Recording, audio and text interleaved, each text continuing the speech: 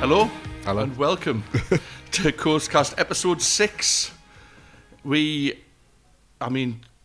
John and Rachel still on here. I know. It's a long emergency, that, Jess, isn't it? Yeah. No, we are having to record 2 podcasts in one day here due to availability. So it's just down to me and Chris hosting the 6th pod. You hosting and me just sitting, chilling, drinking Heinekens. Yeah, but not to worry. We've got the brilliant Ben Harwood here. How are you doing, Ben? Very good, thanks. Thanks for having us. No, you're very welcome, mate. You're very welcome, mate. The reason why we asked you to come on is because you do a lot of our buskers events here at Alfie's. You also play Coast Fest, and we think you're a brilliant artist.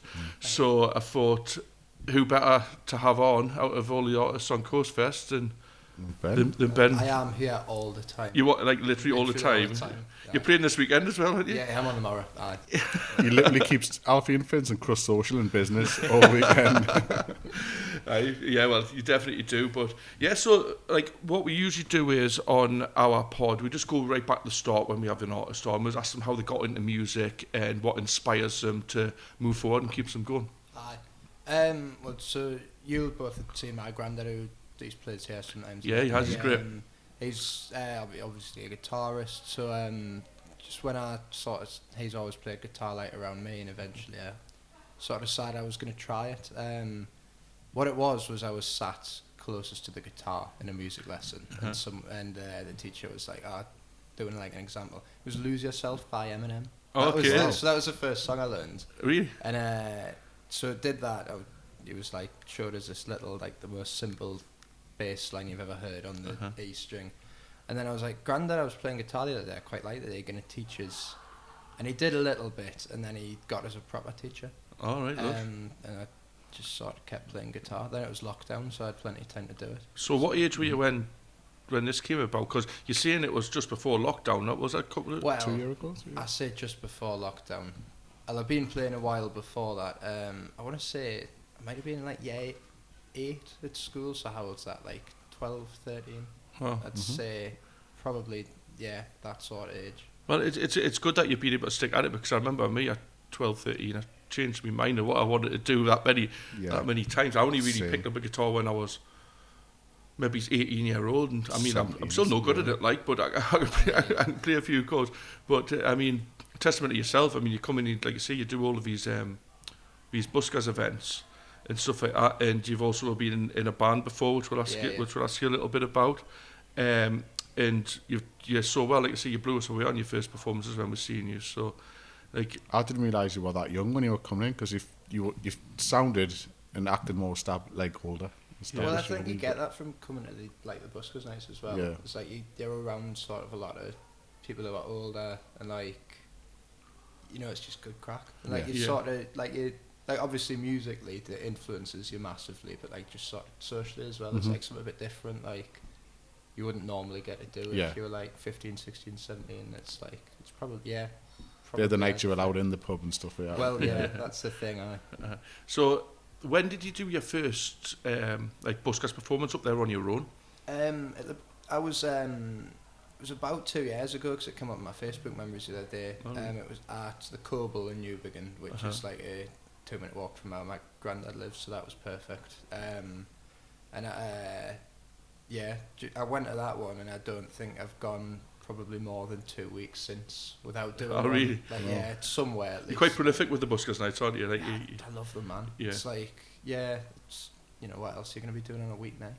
Yeah, exactly, you know, and it's an opportunity for you, these buskers nights, to go out and play new material and just kind of like hone your craft and become as good as what you've become, and it like kind of like builds up your confidence, and you can move on to like being in bands and stuff like that, which you've done as well, haven't you? So tell us a little bit about that, please, Ben. Funnily enough, so on Sunday night just gone, we did our last gig with a band, because our guitarist's moving away, and it's sort of I think, is it Labour of Love?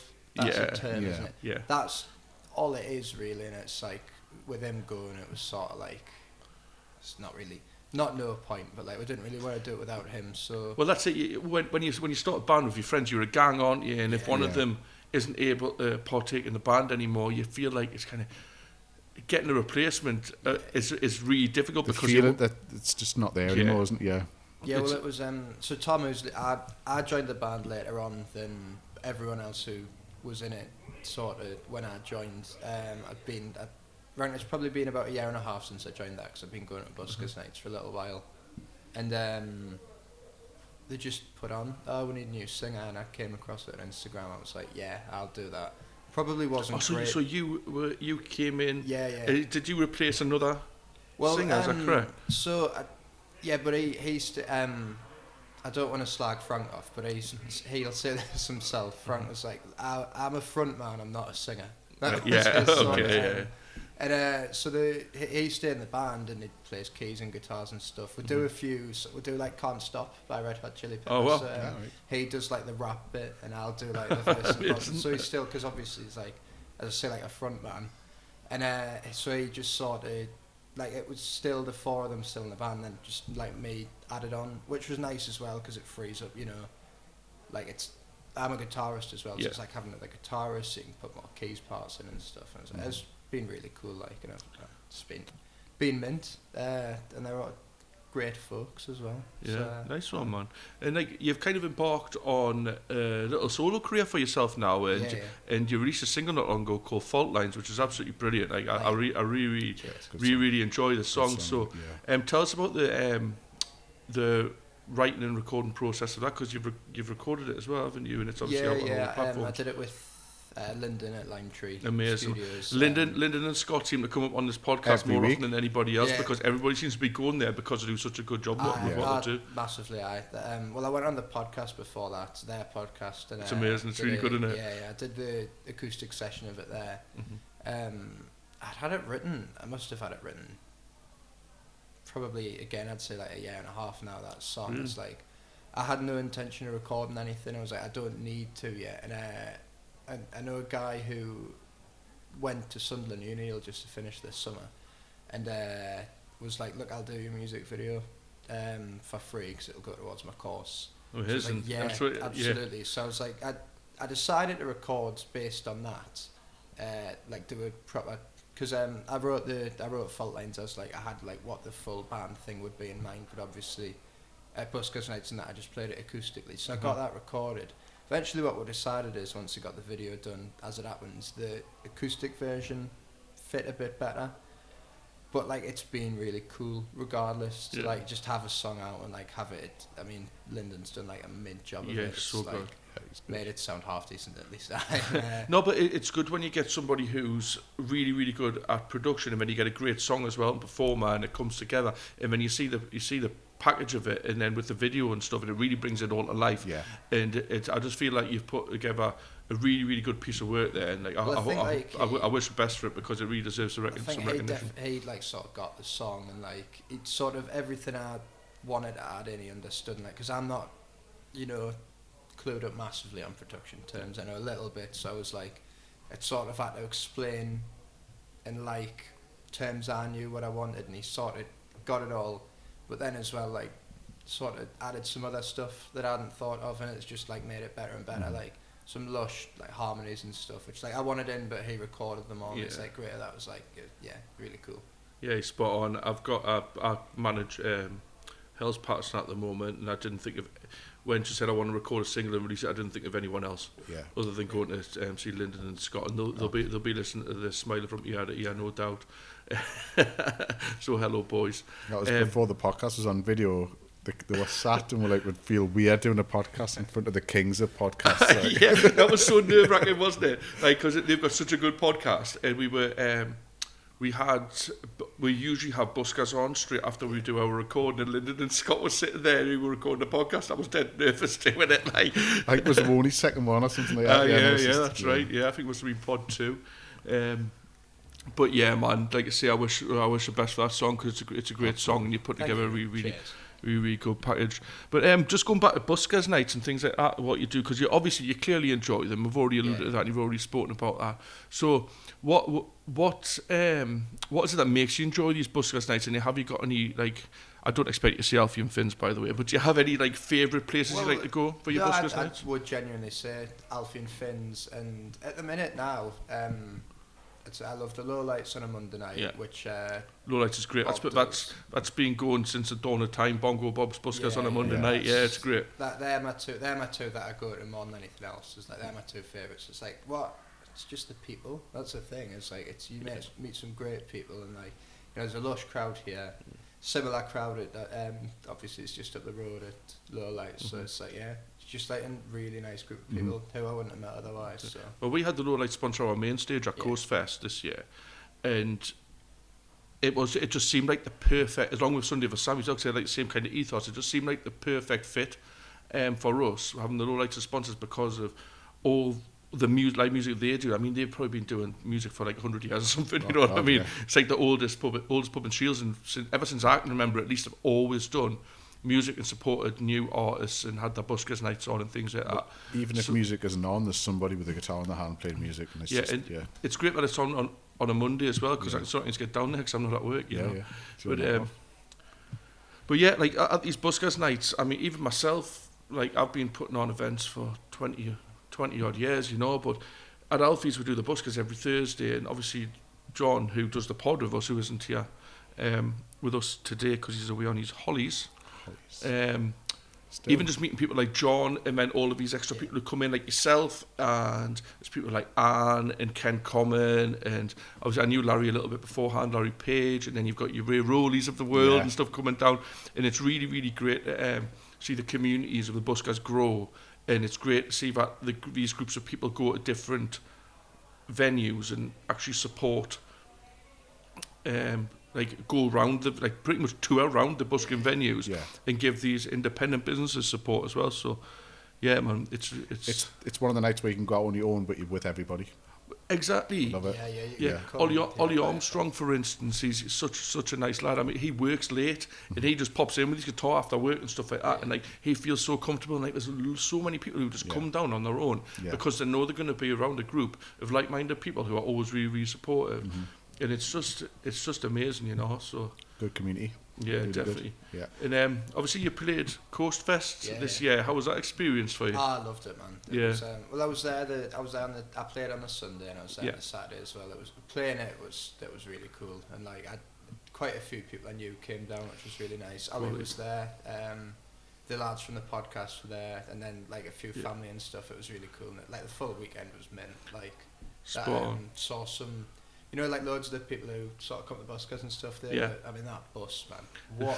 That was so good, man. We keep talking about the bus, and I think I alluded to it on one of the other podcasts. That was one of those decisions that was made where I just wasn't sure how that was going to go. Yeah. Like, Tiny Idols wanted to be involved in some way, shape or form, and I was like, well, maybe something they kind of turn the bus into a stage in some way, but we were going to have the stage outside, wasn't it? Yeah. At one point, but then we were scared for the sound clashes from the other stages, and we thought we'll put it on the bus. But I just really don't know. Is it going to be hard to get people to go upstairs on the bus?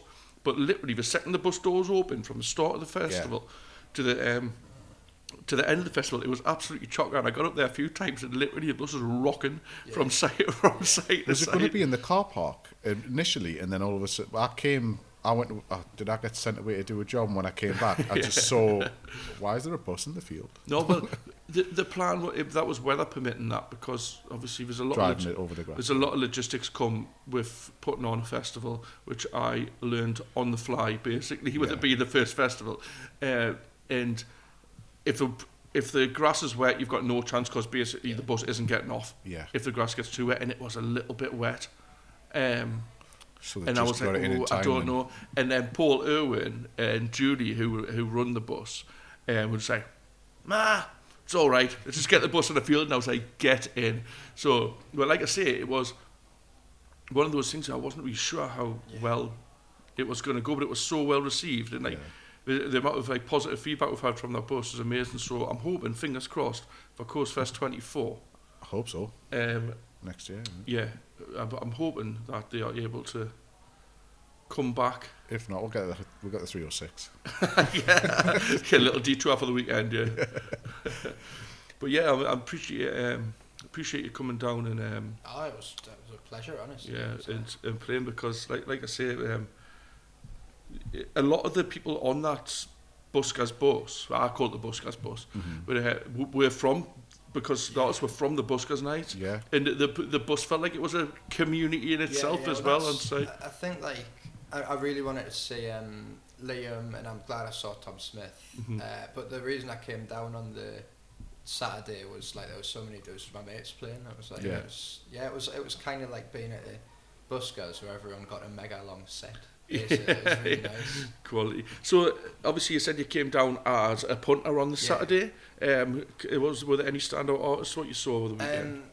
So Tom Smith, who I really like him anyway, and I rate him highly. He's great. When I saw the post, I was like, I'll get in. Like, we just got there in time to see him as well. I got there at whatever time he started. Yeah, because he was on early afternoon. Yeah, because it was great because I kind of got it. Nigel, one of our sponsors, was at Glastonbury Festival, and Tom was playing about 100 sets at Glastonbury that year. And then he had just got speaking to Tom's dad, who I think does a bit of his management and stuff like that, and he goes, Tom really wants to come and support.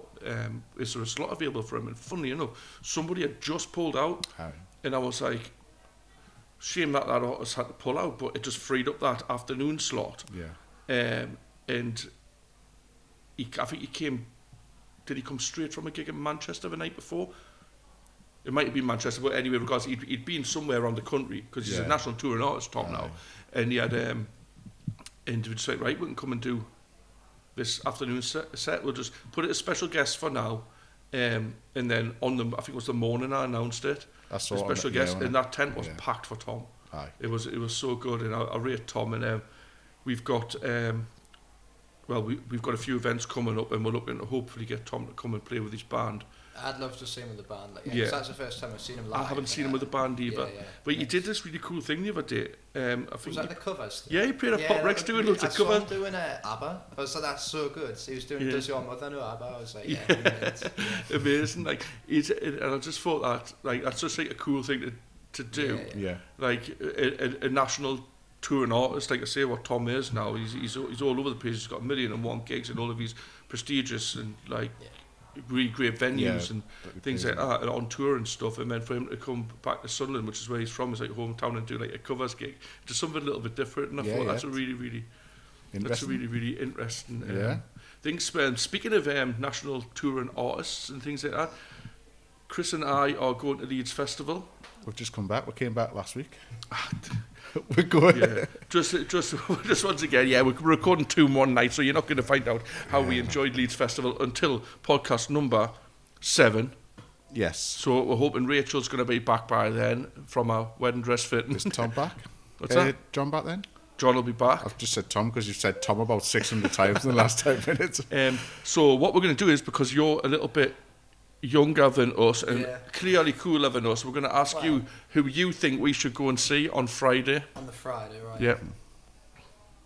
I'm going to get the lineup here. Oh, do you need the lineup? I thought you meant. Sorry.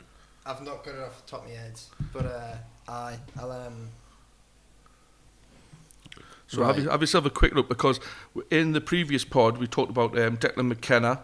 Right, well, I was going to say early doors, definitely. I saw him at City Hall probably a couple of years ago now. In fact, it was my first gig back after lockdown. That was unreal. It was feral-like, but it was... was it really? Yeah, it was really good. Yeah. Was it in the last pod, I think we talked about... I should remember, because we only did it half an hour ago. Billie Eilish. But yeah, we're definitely going to go and see Billie Eilish, because obviously that Glastonbury performance, what she did, I was really impressed with that, so we're definitely going to go and see her. And Kia said Don Broco, and the Snuts were mentioned as well.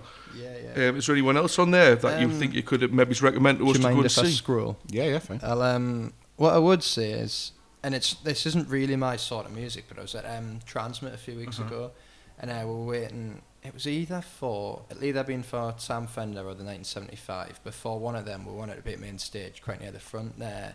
Becky Hill was on before it. And not really my sort of music. I wouldn't really listen to her. She's got a great vocal though, hasn't she? Yeah. She's really talented and stuff. Yeah, and it was cool because she had like a full band and stuff. She had brass and stuff out as well as like having a DJ. And but just like if you were a fan of that sort of music, it would be the perfect gig. It was like the atmosphere was so cool. Like I know you meant like party vibes. Yeah. It was really good. I was I think. Just having a look. There's a few people on here. Vistas were a really cool band. I've not heard of them before. I like a few of their songs. Ethel Cain is really good. She was supporting Boy Genius the other day, which is Phoebe Bridgers' like sort of super group. Yeah, that's great. They were talking about it at Tell's gig on Tuesday in Yale, because he's a massive fan of Phoebe Bridgers. They've just come back, hadn't they, from London? Yeah, that was right. Ethel Cain was really cool. Dylan John Thomas, Scottish guy.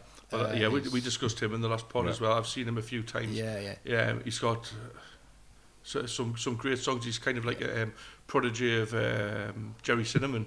Yeah. Oh, really? Is that right? Yeah. I don't know, does Jerry Cinnamon manage him or something like that? Somebody mentioned that. Or something, or on the same label. I think it was, we spoke about it off the pod, but it's, because I said I was getting into Jerry Cinnamon. Yeah, and someone said, where have you been in the last 10 years? I think I prefer Dylan to Jerry Cinnamon. I do as well. I think it's really cool. We'll check him out, definitely. Yeah, no doubt. Yeah, that would probably be the main one for me, Ethel Cain. And then obviously if you're going to see... definitely go and see Declan. That would be like my number one. I thought that'd be so. My brother was good. He wants to go and see Declan McKenna. Oh, does he? Yeah, he loves it. So I've got his guest, do you?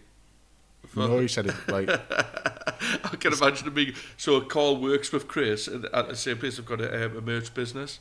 And I felt a little bit shocked when Chris had said, we've got the tickets for Leeds Festival through Chris's business. And I was like, just not want to go. I offered him the chance to go down, and he said, I've got too much stuff on Friday and Saturday, so yeah. Fair play. But anyway, back to your music, and thank you very much for those recommendations, because we will definitely check them out, and then we'll report back on. Well, I hope so. That'd be canny. I'm a bit old for a full weekend. It's a shame that we kind of get there for Saturday for Sam, but absolutely, it would have been great that. But it's just work and stuff like that. You know how it is, mate. It's some things that cannot be avoided. But we'll get back on to your music, mate. Have you got anything coming up? Loads of gigs here. Every week. Well, here. Well, whenever this will go out, this will probably go out after it then. But I'm here tomorrow for the charity gig. Yes. And then the 1st of September, I'm here on a Friday night. I just won the Friday night gigs. Yeah. I should really know, shouldn't I? Well, you can't be expected to have your diary off the top of your head. No. I've got. I've not had loads, just with sort of the band finishing up, and I'm just trying to do. I'm always looking to do a few gigs because it's good to go out and play originals and stuff. But I'm gonna try and do a bit of recording, really. Try and get some stuff bulked, because I've only got like the one song recorded, and apart from that I've not really done any like decent demos or anything, so just bulk a load of stuff, and then I've sort of got it there. Nice one. That's good. It's always got to be prepared. Like you say, like working with Lyndon and Scott, you're always going to get good quality.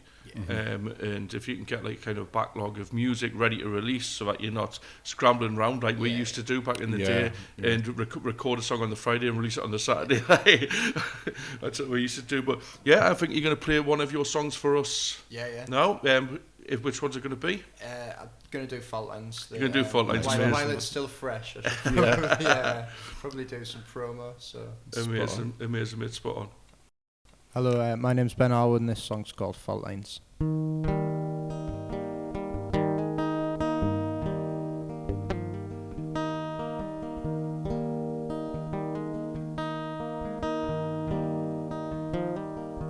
When a great divide shot through the middle of the earth, I went to pack my things, but it was them I thought of first.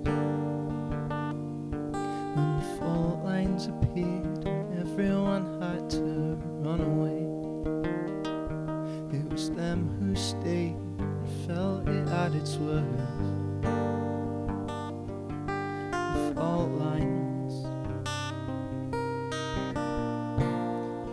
rose across the land.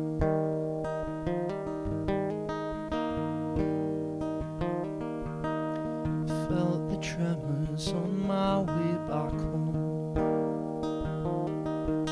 I thought of you and how you'd be alone. A seismic shift from what we're used to know, in a different land from the one we used to roam. Fault lines rose across the land.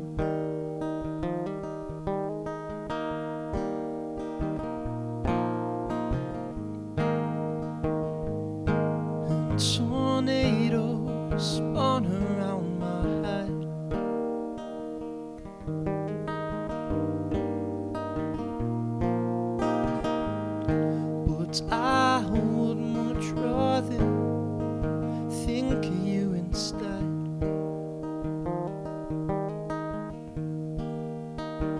When a great divide shot through the middle of the earth,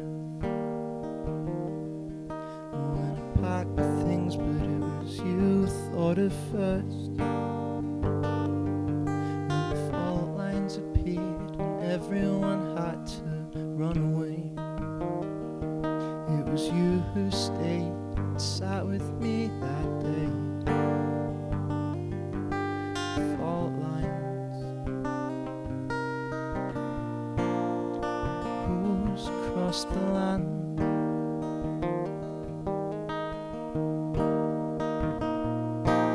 The fault lines, who's across the land?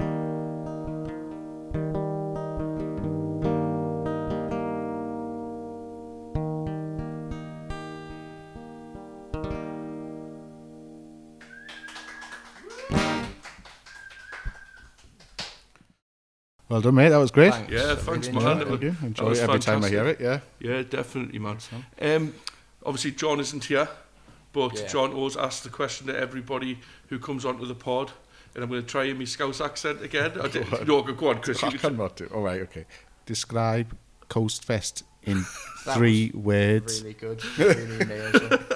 I'm gonna. One of them's got to be bus. bus. That's definitely one of them. Gannet, because he was really good. Yeah. And class, because it was class, wasn't it? Right. Really like So that. what's that? Bus, Gannet, class. Bus, Yeah. got it in class. Nice one, Ben. Brilliant. Thanks for coming on the pod, man. Thank you Really, very really much. appreciate Cheers, it. man. I Thanks, Ben. wish you all the best going forward, Cheers. man. Cheers.